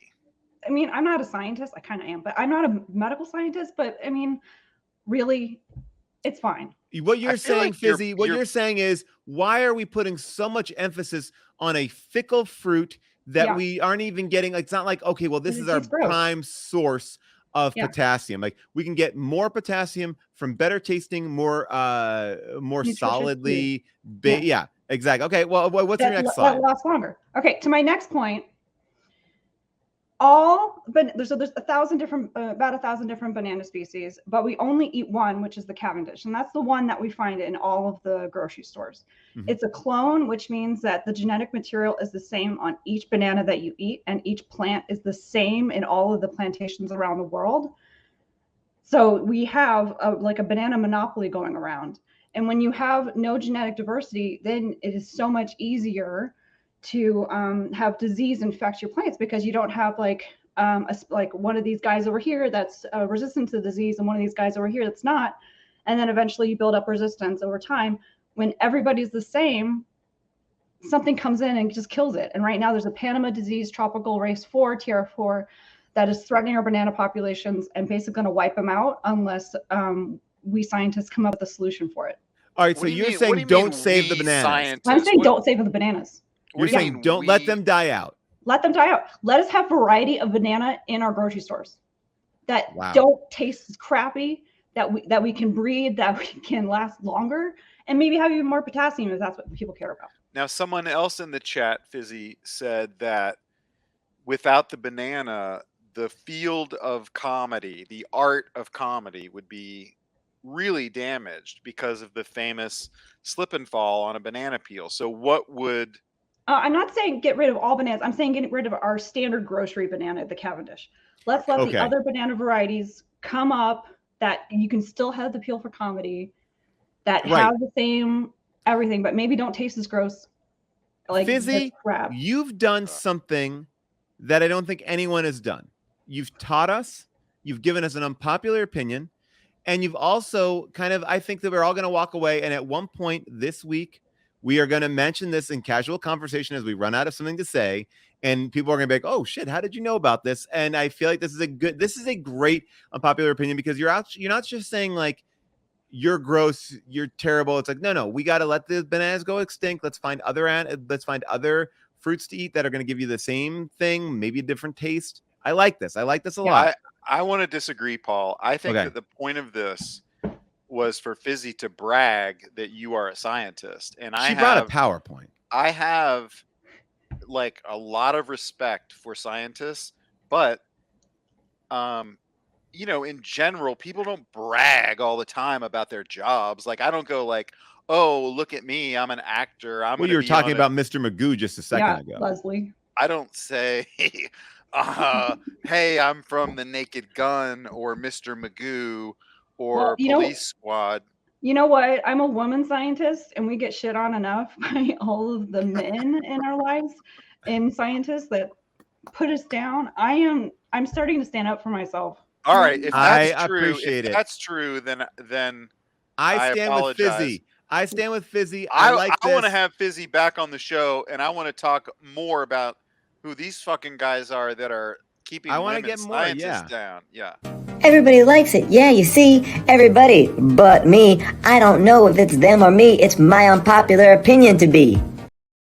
All right. Fizzy did a great job. This last one, I feel like we've gone down holes. I thought it's going to be a little bit lighter, a little bit more fun. Like, I thought people were going to come on here and be like, I hate snorks because snorks are just Smurfs that live underwater. I thought we were going to have like some fun topics, but I'm going to say our next guest, Molly, you can introduce her, but I also want to lay down the law. Like, I want to hear the unpopular opinion, but even if it's bad news, let's let's present it a little bit more positively. Maybe. Okay. Is that possible? I don't know if that's possible. Maybe it's Let's not. find out. I'm watching her body language in the chat. It doesn't look like it's going to happen, but we'll see. I'm gonna stay on for this one. Let's All bring right. Steph. Hey, Steph. Hey, girl. What's up? Hi. I'll try to keep it positive. I'll start with a positive. Loved all those guests. Like as a science teacher, like I'm tearing up. Like it was beautiful. I taught about the bananas and asexual reproduction like earlier, like this year. So whoa, I love it. Now, all right. Okay. Like, this is my opinion. Oh yeah, this is Steph, by the way. So like, just because I don't want to have kids, one does not mean I can't have kids, or I want to hear about how to have kids, like what moon to like do it and have the kid and have, you know, or two, I hate kids. That's what people think. Or I want to hear every time we like stand in front of the microwave about how my time is ticking. And how the microwave is ticking at the same time. And that's the first time I ever met you, new coworker. First of all, this is not a bummer. I think that's actually a really good lesson, right? Because I think there's like the opinion is, to clarify, the opinion is you don't want to have kids. And that's okay. Well, I don't like right now. I don't want to have kids. Like I'm open to it. I don't feel the need to. I teach. Like I'm good. But dude, no, I think yes, I'm on board. I mean, I think that there's so many. Go ahead, sorry, Rob. Sorry. Well, no, I mean, I think I understand that you must get a lot of shit from people, but I personally totally back this unpopular opinion. If you're on the fence or if you're like kind of lukewarm about it, fucking don't, or just appreciate other people's kids. I don't think it means you don't like kids or whatever, but like I don't think it's for everybody. Two, I don't think parenting is for everybody. Yeah, I'm on board with your I'm jumping in on Rob and saying we unfortunately live in a world that's incredibly like heteronormative, right? Like you must, like, even though we're like, oh, I'm open and I do anything, but when you're not married and you're dating for a long time, well, when are you getting married? If you're married and you're not having kids, well, why aren't you having kids? If you, and there's a couple of things. Gabrielle Union wrote a fantastic book. I think it's called like, We Need Some More Wine. More wine. Yeah. Yes. It's a great book. And she really wanted to have kids, but was having trouble having kids, and talked about it from that point of view. Like, I'm struggling with this, and you're asking me about something that is actually literally emotionally painful for me because I'm doing the work over here, and we don't know what people are going through. So we don't need to label anything unless you say to somebody, hey, I have a question about blank. No one should be offering up that advice, whether that is weight loss, whether that is getting married, whether that is having a kid. Like, no need to volunteer an opinion without being asked about it. I firmly believe that, or assume without asking anybody. And I think that is something that is so... there's so many friends that I know that are going through so many things, that want to conceive, that don't want to have kids, and you basically are forcing a person to be awkward around you. I think it's the most easily avoidable thing. It's so, it's just Brissy Joe is coming at us. What is Brissy Joe saying from Australia? Brissy Joe is saying that Molly is giving moral support to Steph while Steph gets the talk from her friend's own dads. Oh no, I'm disagreeing. That like I was here for moral support for Steph because I felt like her unpopular opinion really sang true, and I wanted to be right here with you, sister. But thank you. I need to apologize to both you and Paul and Rob because I felt like she needed a little feminine support, but I feel like you guys have got it on lock. Like you guys. Well, yeah. I mean, I totally get that is unpopular. I just think that is a very unreasonable expectation that people have, and that people that have that expectation are fucking dumb. Well, and, you'd be surprised. Like I thought it was a it's generational thing too, but like we just went to a bar like 2 months ago, and this guy who's like 10 years younger than I am was like, hey, like, you gonna have kids? And then looked at me. He's like, are you keeping your husband's genetics in hostage? Like, are you taking them hostage? I was like, what? Listen, People are fucked up. I would extend this opinion to marriage, and for different reasons, but like, and I love being married, and I love my wife, but marriage is really hard, man. It's really hard, and I have people in my world that are not married that are getting all kinds of pressure, and it's the same thing. It's just like it's not for everybody, and I'm not great at marriage, and I try to be good at it, but it's fucking hard, and like some people are just not cut out for that. Like my dad. I mean, this is too much information, but like I just feel like my dad was like one of those people that was just like there was no reason. My dad was like not happy when he was married, and was just sort of one of those old school guys that was kind of always pushing back against it. And like, anyway, I'm hijacking your point to make another point that like I would extend it to, and that's an unpopular opinion, I think, too. I just think that we should not be judging people on any decision that they are making as long as it is legal and voluntary, right? Like, it's like, if you are a murderer, I will judge you and say, hey, stop killing people. You shouldn't be killing people. But if you are, no one needs to know, no one needs to get into your business in any way, because you don't know what you're opening up. And truthfully, if I am a good friend of yours, I'm going to know that about you, because it's going to come up naturally in a moment. And if we want to talk about it, then we will, but it's not going to be like, oh, you've forgotten to tell me about this thing. Like that, and it's a weird thing, but I think honestly, people get so frozen. When are you getting married? What's going on? Like it's this like involuntary. It's almost like verbal diarrhea. Of this lady does not have verbal diarrhea. She knew what she was saying. It's the same one that I called in about. I don't want to talk about that, but she's like, oh boy, I remember this one. Oof. Yeah. For those who've been writing down notes, it's like, I feel like I owe Dan an apology. I came at him pretty hard for not liking animals or pets. I'm watching CNN. I'm watching CNN at the same time, and there are helicopters, I guess, circling around Dan's house. Some kind of hostage situation. Oh, no. I got it. And he's got like a bunch of animals hostage in his house that he's threatening. And anyway. By the way, Steph, you've been on the show before, and I always want to just take a moment to shout out. Thank you for teaching children. Thank you for being a great role model and being there. And I guess maybe to tie it all together, have you ever had to put a condom on a banana in front of children? So I'm the middle school science teacher. I've been in the health classes because they use my classroom. So they use my no condom, but they've used my sink that does this to explain STDs, and they turn it on. There's a little drip, and he's like, "This is the penis." I was like, "Dude, you did not warn me." I had to leave. I was like, I kicked myself out of the classroom. I was like, I'm going to the principal's office. I'm gone. I love it. All right, Steph, great unpopular opinions. We've been on a journey, a roller coaster of emotions. I think we all learned a lot. I hope we all take it with us. So thank you, Steph. Oh, there she went. Oh, she understood the assignment. She did. They asked about a pet. I mean, my chickens are asleep. I can't do that. I know. We love that chicken. All right, we'll see you later. Bye-bye. All right. Wow, Rob. Some great unpopular. Molly did an amazing job. That was great. I think that that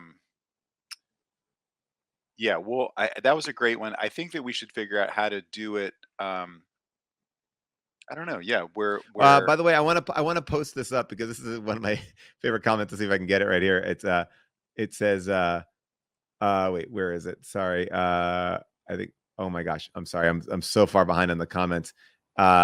Molly, do you see that one, that long one? What have we learned? Okay, well, it says, what have we learned?